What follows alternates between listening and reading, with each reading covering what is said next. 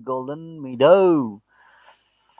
So I heard something today that tonight we are gonna see stars, shooting stars, and shooting stars, and shooting stars. Yesterday I went through a story again, and the story tells that something very special. The title is "Practical is better than theory." Practical is better than theory. Let's talk about it. Let's see what practical is better than theory is all about. So first of all, there was a traveler who was voyaging. He was voyaging all the way long from somewhere rich country. Let's say, let me call America. America is good thing. Hello everybody. So talking about the short story, the voyager was a rich person. He's supposed to be trading from one place to another, and then there in the ship, he met a ship boy, and then the boy showed his hospitality on in the during the course, during the conversation, and during the chit chats. The man, the trader, asked the boy, "Have you gone to school? Have you studied? Are you educated?" Then the other boy who was serving man said, "No, not at all, not at all. I haven't been to school at all."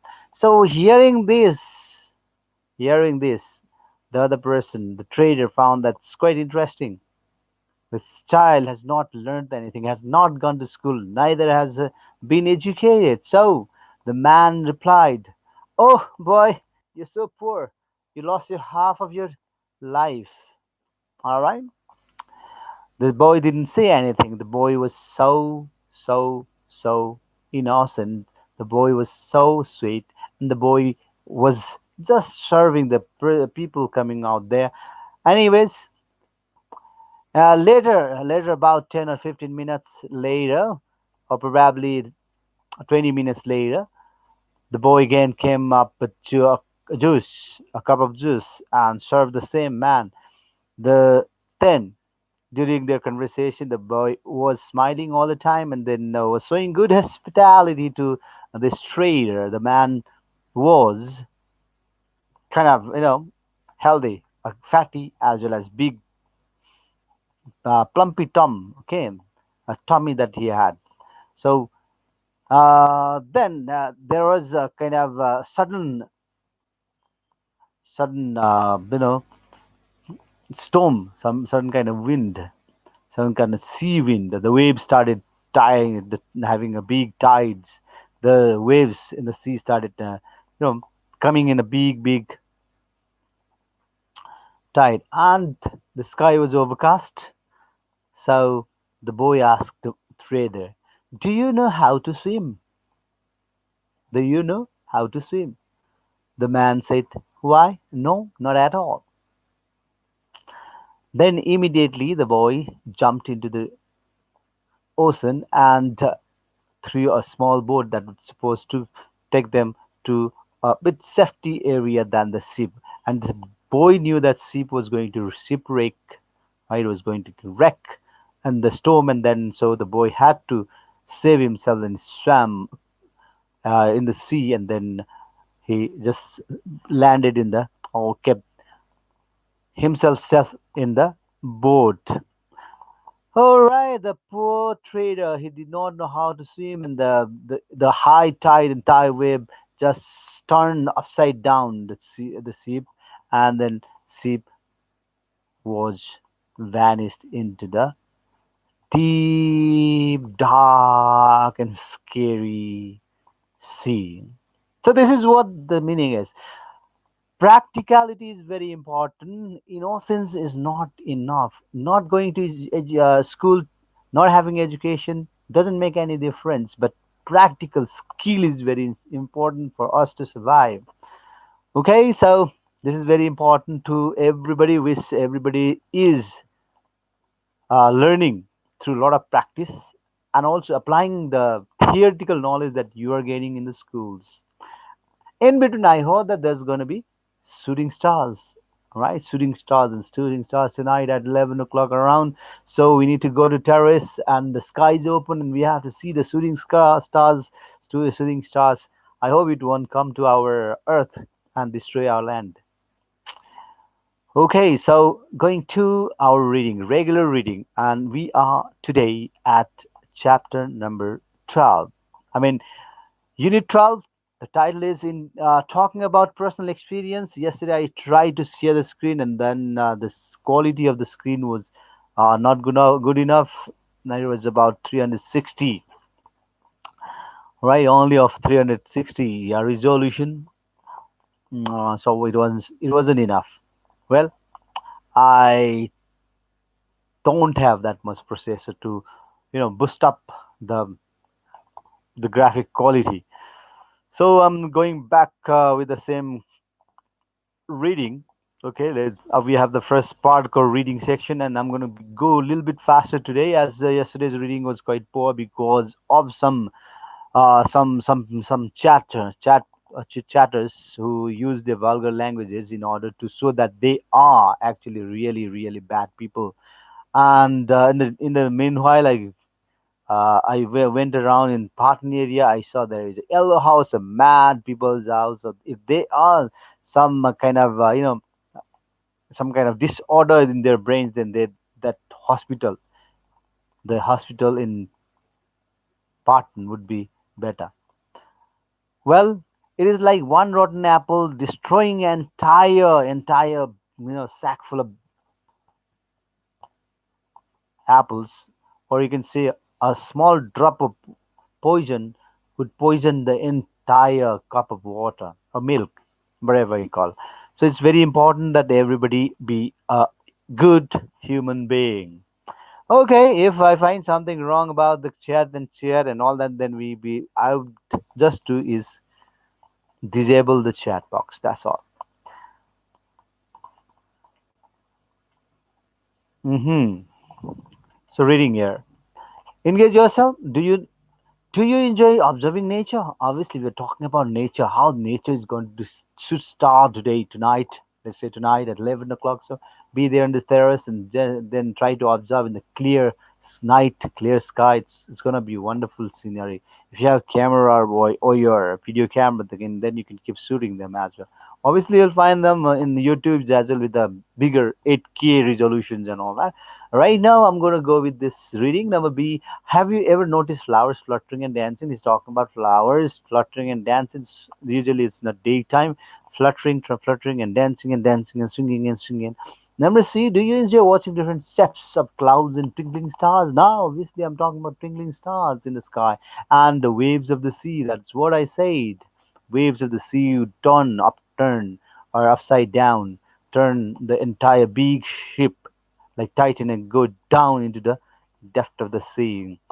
Okay, so Titanic was not taken in by the waves. Yet, let's go into number B. Study time reading 1. First, listen to the audio material or your teacher reciting the poem between given below. Then, imagine that you are standing on a low hill looking below a fast-paced field covered by daffodils. Wow, daffodils. Now, read the poem and find out what the poet experienced. So daffodils are the small, very cute little flowers, and they're well covered. They're well found in England and Scotland and all, especially European countries. But we do not have daffodils in our area, in our country, so we don't see them. We have roses, we have daisies, we have got similar type of lilies and all that. Let's go into the poem itself. I wandered lonely as a cloud. Wandered lonely as a cloud. I wandered lonely as a cloud that floats on high o'er vales and hills, and all at once I saw a crowd, a host of golden daffodils, yellowish golden in the sparkling sun. Beside the lake beneath the trees, fluttering and dancing in the breeze. So, author is quite vigilant about observing what is happening to these daffodils beneath the trees. Continuous as the stars that shine and twinkle on the Milky Way. It's comparing with the night, day sparkling and dazzling daffodils with night twinkling stars, right? And on the Milky Way, oh my goodness, where science cannot reach, the poet can. They stressed in ever never ending line along the margin of a bay, 10,000 eyes at a glance, it's a huge blooms, tossing the heads in sprightly dance, so energetic and so sprightly and heading like you hitting your football. The waves beside them dance, the waves like going up and down because of the wind, but they outdid the sparkling waves in glee. So, despite moving and swinging and turning and twisting and with the waving all around, they were still beautifully sparkling in the sun. So, observe, be vigilant about nature as well. Romantic poets, they usually have the eyes to look at each and every natural entities and beautify the every single thing that's found in nature. So here it talks about daffodils. A poet could not but be gay in such a jocund company. Wow, what a lovely company. Must be happy. The poet is very, very jovial, very happy. I gazed and gazed, but little thought what wealth the soul to me had brought. For oft they on my couch I lie in vacant or in pensive mood, whether it's no mood at all, or whether you're sad or you're just sitting and lying, or often you're just gazing and gazing. They flash upon the inward eye, which is the bliss of solitude. So solitude also gives a is kind of moment that gives you joy rather than having a company with our friends, and rather than having company who's so bad, but rather than fighting with the people, rather than quarreling with the people. It's good to stay in the nature and just isolate yourself from the entire sufferings and hectic lives of our day-to-day life or the city life or any kind of personal or professional lives. So go and enjoy the bliss of no solitude, and then my heart with pleasure fills. Your heart is going to be full of pleasure, it's going to be full of happiness, and dances with the daffodils. You also feel like you're dancing with the daffodils. You don't see anybody's calling you, you don't hear anybody calling you, don't see anybody visiting you and anybody disturbing you in that isolated, lonely area where you see thousands of daffodils blooms. So this is William Wordsworth. William Wordsworth is the pioneer for the romantic era in Europe, and has has written a lot of poem related to nature, natural entities. Okay, coming down to the exercises, vocabulary in use, read the poem and fill in the crossword puzzle. Use the base form of the word. That's you have some alphabets, one, two, three, two, four, five, like across and down. So you have across and down. So in across, we have got three number, four number, seven number, nine number, and down the rest, one, two, five, six, eight. So let's go with the one. One starts with alphabet Z. Jokund. That's it's easy. Yes, we have to find out in the poem. Number two, T. Right. Similarly, number three, B. Number four is in across. So let's omit that one. We go for number five, which is down. Five P. Then what else we have? Five after five. We have six, where we are six, we have the beginning alphabet Z, and then eight we have alphabet B. So you have to fill these things with the words that begins with these alphabets that are given. Similarly, across we have got three. Across three, its beginning is B, and across four we have the beginning Z, and across seven we have the beginning W, and we have number nine, the state of being alone. That is S. Okay, that's how we can complete the filling of with the vocabulary that's given from the beginning of the word. All right, let's go into the next match the following. Read the poem and match the following words with their meanings. Word meaning vacant. We have got words in a list of words. We have got vacant, sprightly, cause, gay, sparkling, bay, stressed, gay. So on the other hand, we have a meanings cheerful, extended abroad, inlet of sea where the land curves inwards. To look steadily so far, long, comfortable seat, lively, null, full of life and energy, empty, shining and flashing with light. And reading comprehensions, we have got the read the following questions. Read the poems and answer the following questions. Who is compared with the cloud? Where did the person in the poem see the daffodils? What word does the poet use to compare the daffodils with? The speaker dances with the daffodils. Why? What is the theme of the poem? Is the loneliness of the first stanza similar to the solitude of the last stanza?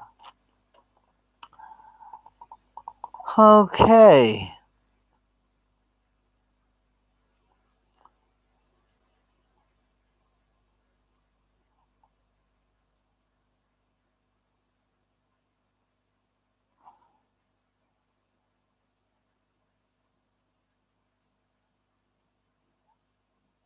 Okay, okay, okay.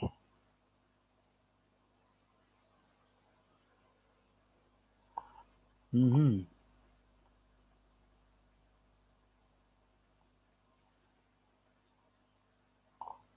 Where's the mic? Who's taking my mic off? Off the wheel. Hello, hello, hello, hello. Who's taking my mic off? Who is taking my mic off?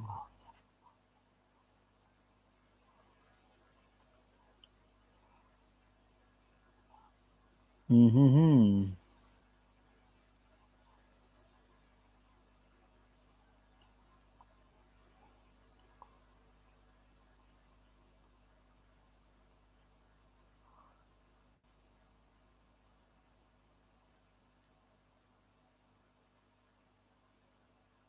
Mic is not working.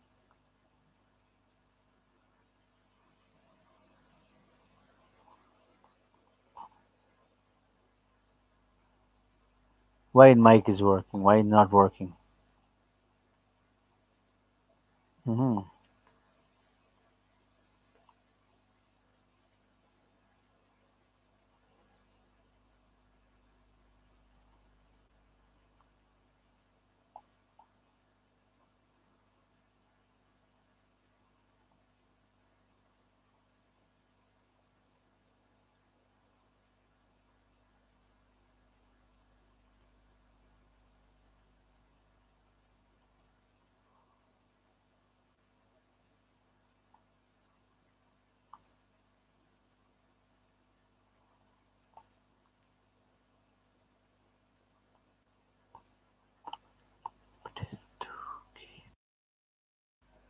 I don't have the sound to come out. So what to do? And then something is gonna be the same, and then come out.